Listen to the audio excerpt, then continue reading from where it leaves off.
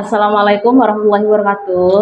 Halo sahabat Waalaikumsalam. Al Mukmin, selamat datang kembali di podcast kami, tempat di mana kita menjelajahi ide-ide segar dan cerita inspirasi dari berbagai penjuru. Saya Nurul Fajaria Laili.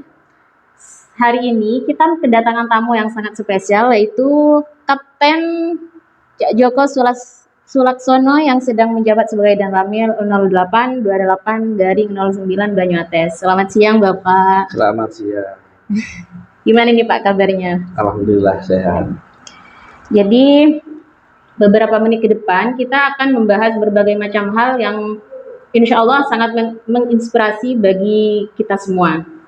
Jadi untuk pertanyaan yang pertama nih Pak, saya akan bertanya tentang awal perjalanan Bapak dalam meniti karir sampai hari ini, sampai Bapak ada di titik sekarang ini. Bagaimana Pak ceritanya? Ya. Assalamualaikum warahmatullahi wabarakatuh. Jadi awal saya bisa jadi tentara ini bukan sekedar tahu-tahu jadi tentara, tidak. Jadi saya sekolah SMA lulusan tahun 93. Jadi tahun 93 daftar tentaranya 1 tahun kemudian, jadi tahun 94. Jadi selama setahun itu saya isi dengan ke Surabaya. Saya dari Jombang ke Surabaya. Di sana juga bisa saya ikut bekerja sama teman saya. Jadi kerjanya sebagai salon kecantikan. Tapi bukan orang. Yang salon kecantikannya itu mobil. Jadi dipoles bodi, poles kaca, dikasih pernak-pernik gitu. Itu awalnya. Setelah itu ada pengumuman pendaftaran tentara. Ya, habis tahun 94 itu ada pengumuman tentara, akhirnya saya pulang ke Jombang, ngurusi semua administrasinya, mulai ijazah SD, SMP, SMA, terus legalisir mulai dari SKCK, itu fotokopi semuanya. Setelah itu daftarnya di Ajenrem 8082 Mojokerto. Nah setelah itu mengikuti seleksi sampai terterima. Saya pendidikan tahap pertama itu di Jember selama 6 bulan. Pelantikan, dilantik Sersan 2. Jadi yang kini kuning 1. Sersan 2. Setelah itu tahap keduanya jadi pindah sekolah di Bandung. Di sana selama 5 bulan. Jadi tempatnya pendidikan ajudan jenderal. Jadi saya ini CAJ itu korup ajudan jenderal. Jadi bukan ajudan jenderal ini terkenalnya katanya enak jadi ajudannya jenderal. Bukan. Jadi intinya ajudan jenderal itu mencetak atau mau membuat tentara mulai jadi pendaftaran sampai meninggalnya. Jadi yang ngurusin ini orang Ajen namanya. Jadi mau naik pangkat atau sekolah, terus bintang-bintang Satya Lencana kan itu, sama sampai meninggalnya. Nanti meninggalnya kan diurus juga orang Ajen, dilaporan ke Ajen, nanti mulai ada bintang-bintang nanti bisa, kalau seandainya dia punya bintang gerilya bisa dimakamkan di Taman Makam Pahlawan. Terus Taman Makam Bahagia itu. Nah, selama 5 bulan dididik di Pusdik Ajen. Setelah itu saya dapat di Pusdik Ajen juga. Jadi selama di Pusdik Ajen saya kurang lebih 14 tahun. 14 tahun. Juga dapat orang sana, kan lumayan. Iya. Dapat bonus ya Pak ya. 14 tahun. Setelah itu sekolah secapa dari bintara jadi perwira. Itu sama lama 9 bulan, terus kecabangan Ajen selama 5 bulan. Terus penempatan dapat di Kodam 5 tempatnya saya di Ajendam Malang. Setelah di Ajenda Malang, perjalanan karir, setelah itu Lenda, Letu, terus pindah ke Kodam. Setelah itu dapat jabatan lagi dari Kodam ke Sampang, dan sampai saat ini sebagai Lanramil 082809 Banyuates. Berapa tahun Bapak ada di Sampang? Untuk di Sampang ini kurang lebih 2,5 tahun masih baru lah, Masih baru. masih baru. Jadi setelah dari Kodam dipindah ke Sampang, kemarin dapat 2 dari Pasipes. Setelah sekarang Pasipes sudah ada 3 yang ganti, jadi tinggal dan tampilnya aja, alhamdulillah rada ringan.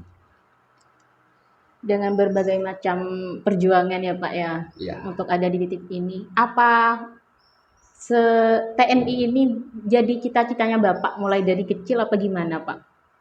Ya, kalau bisa dibilang boleh dikatakan cita-cita dari kecil, memang kepingin menjadi tentara. Dengan kepingin jadi tentara itu, akhirnya apa yang saya kerjakan untuk menjaga fisik, mulai lari, renang, kan itu. Oh iya. Ya, kalau dulu buku badan saya bukan segini kan, sekarang udah banyak enaknya, jadi makan banyak kan gitu. Dari apa ya? Dari itu daftar pun kemarin waktu pertama itu juga nggak ini, orang tua itu nggak tahu. Nah, tahu-tahunya minta uang buat ini buat apa ya, buat main gitu aja. Kalau saya ditanya tetangga, daftarnya lagi kalau udah seleksi kedua tahap 2 itu kan di Malang. Iya. Ya, saya Malang pura-pura kuliah aja, sekolah kan gitu. Tapi tahu-tahu saya udah berangkat pendidikan. Insya Allah. Jadi mungkin perjalanan Bapak ini bisa menjadi inspirasi bagi kita semua ya teman-teman. Dan mungkin di luaran sana, mungkin saya pribadi juga belum tahu nih Pak, tugas dan tanggung jawab Koramil itu apa sih Pak? Ya, Koramil itu nggak tahu kalau orang sekarang itu pada tahu nggak kepanjangan Koramil? Kalau saya pribadi belum tahu. Nah, Pak. makanya kalau dulu sekolah dulu zaman saya sekolah SD, yeah. Mungkin dulu tuh gimana ya? Kalau sampai sekarang jaraknya jauh sekali. Jadi apa? Mulai Koramil nanti komando listrik militer, komando rayon militer kan itu Kodim. Kalau Kodim itu komando distrik militer. Kalau Koramil komando rayon militer. Jadi kedudukannya di wilayah kecamatan. Kalau Kodim di wilayah kabupaten. Jadi wilayah tanggung jawabnya itu wilayah yang diduduki kecamatan. Jadi Banyuates ya kita Koramil sama, polsek, kecamatan sama Koramil sama.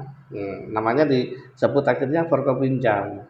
Jadi wilayahnya sama, tanggung jawabnya seluas kecamatan.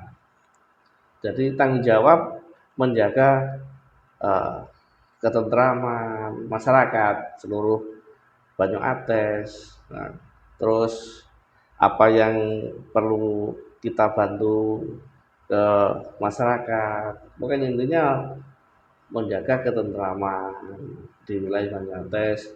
Contohnya biasanya kan ada babinsa yang ke wilayah itu namanya Komsos. Tentunya Komsos itu komunikasi sosial. Komunikasi sosial itu ya kita menyatu dengan masyarakat. Mungkin ada yang bisa dibantu, atau ada permasalahan apa, atau ada yang tidak beres di kampungnya itu, mungkin ada gangguan apa, itu gunanya untuk Komsos untuk mencegah adanya sebelum terjadi. Nah, ya juga termasuk bencana alam, macam-macam, puting beliung, banjir, kan itu. Nanti kan kita juga sering turun ke masyarakat itu contohnya begitu. Jadi kan terkadang di masyarakat itu tetangga satu ada orang yang nggak dikenal, ini siapa kan gitu. Nah, jadi biasanya masyarakat itu Pak ini ada orang ini kok aneh begini-begini, nah, kan itu. Jadi tujuannya menjaga ketentraman dan kenyamanan masyarakat. Yang kan dalam setiap perjalanan itu pasti ada tantangannya ya Pak. Dan mungkin Bapak punya pengalaman yang gimana bagi Bapak itu tantangan banget di lapangan gitu Pak. Tantangan Bapak di lapangan. Ya, memang kalau suka duka atau tantangan Iya. ya pasti banyak. Jadi apa ya, namanya orang bermasyarakat, ya kan, mungkin apa, contohnya, oh ini orang ini mau bangun jalan contohnya. Ada pihak ini ada yang tidak suka jalan ini dibangun, kan gitu. Iya. Nah, gimana caranya kita mendekati mendekati masyarakat yang protes atau pro dan kontra itu. Jadi kita cari jalan keluarnya di mana jalan ini kan untuk jalan umum, jalan untuk pembangunan jalan. Iya. Nah, gimana bisa jalan itu dibangun dengan bebas. Terus ada masyarakat itu seandainya di jalan itu ada pohon mangga bagus lah. Ini nanti kalau ditebang saya kan penghasilan kurang kan gitu. Ya gimana kita pendekatan, jangan Pendekatan sampai dulu. jadi perang saudara atau permasalahan sama bersaudara-saudara kan itu.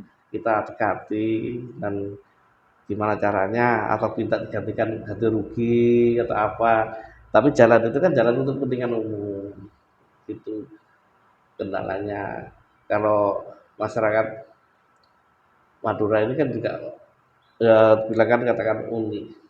Uniknya kalau sudah ini harus begini kan gitu. Nah, ketika itu ya kita turun turun ke masyarakat tadi ya kita kasih pemahaman. Jadi nanti bapak jalannya enak, keluarga ke sana sini enak jalannya kan gitu. Kebanyakan di Madura ini jalan yang di atas sana kan jelek. Iya. Nah, kan makanya sekarang kan dibangun programnya itu kan ada sudah mulai dari mana itu kan udah dicor semua itu yang dari Kedundung udah sampai Larlar itu kan. Oh iya iya Pak. Nah, saya pernah sekali lewat situ ternyata kan enak, Enak. lebih dekat ke Tembelangan juga dekat kan ya. Nah, itu kan kemarin kan ada sempat ada masyarakat yang pohonnya tidak dibilangkan tebang. Nah, di Oh situ iya iya Pak. jadi kita dekati Dikasih ya, pemahaman gitu ya Pak. iya dari pemahaman gimana caranya biar tidak bentrok sesama warga. Kan warga ada yang suka, kan Ada. enak lancar kan jadinya banget Iya. kan gitu. Jadi biar enak gitu. Jadi tantangannya begitu. Contohnya juga ada apa namanya dulu zamannya COVID. Nah itu kan pada nggak mau, pada nolak. Nah gimana caranya ya gitu tadi. Nanti daripada tapi kita ya kita di pendekatan terus, baik jadikan pendekatan. Pendekatan. Jadi dengan adanya pendekatan, terus pemahaman, namanya orang itu latar belakangnya kan beda-beda. Iya Pak. Latar belakang beda-beda, terus ada yang sekolahnya lebih tinggi, ada yang nggak pernah sekolah, dulu-dulunya kan begitu. Iya. Jadi harus lebih apa merangkul gitu dengan cara pendekatan itu. Mungkin ada bantuan apa, contohnya bantuan dari pusat, ada apa bedah rumah kayak gitu. Kalau orang di sini terkenalnya bedah rumah. Iya Nah, beda rumah. nah itu bagi orang yang rumahnya sudah apa namanya Sudah tidak layak. tak layak huni, ya itu Hmm. dengan pendekatan-pendekatan itu. Jadi biar masyarakatnya apa ya, Seimbang gitu ya Pak. Arah masyarakatnya biar saling membantu. Dari bedah rumah itu kemarin itu ini saya senangnya itu masyarakatnya yang punya kelebihan bisa membantu apa, bantu apa itu, Oh iya iya. itu. Insya Allah. Dan untuk kolaborasi antar instansi apa Di Koramil tuh ada Pak Nah, kolaborasinya. kolaborasinya ya jelas pasti Ada, ada. pasti ada ya Pak ya. Jadi tidak mungkin dari Koramil sendiri tidak mungkin, tidak bisa. Biarpun menjaga keamanan atau ketentraman masyarakat, kalau kita tidak kooperasi dengan masyarakatnya sendiri, pemerintah daerahnya, pemerintah desanya, mulai dari Klebun, terus ke bawahnya, di sana itu Pak Camat, Pak Kapolsek. Nah, itu kolaborasi semua sama. Jadi kita ke bawah ya saling saling mengayomi, saling menjaga, tidak atau sewenang-wenang, oh itu punya masalah kita kejar, tidak. Oh iya iya. Jadi kita cari jalan keluarnya. Makanya dari pemerintah daerah terus sama Koramil atau Polsek itu gimana? Nah, itu nanti perundingan solusinya gimana. Melalui pendekatan itu ya Pak Iya, ya. melalui pendekatannya. Jadi di Koramil ini Pak, apa ada program pendidikan yang dikhususkan untuk siswa ataupun anak-anak gitu Pak? Nah, di Koramil ini ada bukan program, nanti sudah ada tuntutan dari komando atas yang namanya ada Babinsa masuk sekolah. Ya, mungkin dengar nggak Babinsa masuk Oh iya sekolah? pernah dengar benar. Kan Babinsa yang bisa ngajar ke sekolah. Nah, itu untuk membantu membantu eh, pihak sekolah untuk bisa ngajar. Nanti intinya di situ wasbang.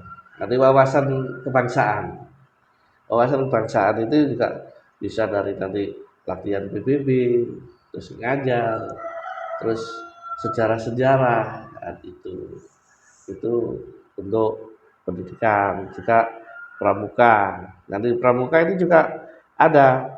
Nah, sekarang contohnya yang sudah pensiun eh,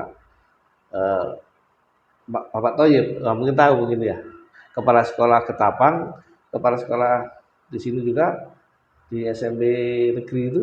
Nah, Oh di Masaran itu Pak ya. nah itu sering juga tempatnya atau poskunya pramuka juga ada di Koramil.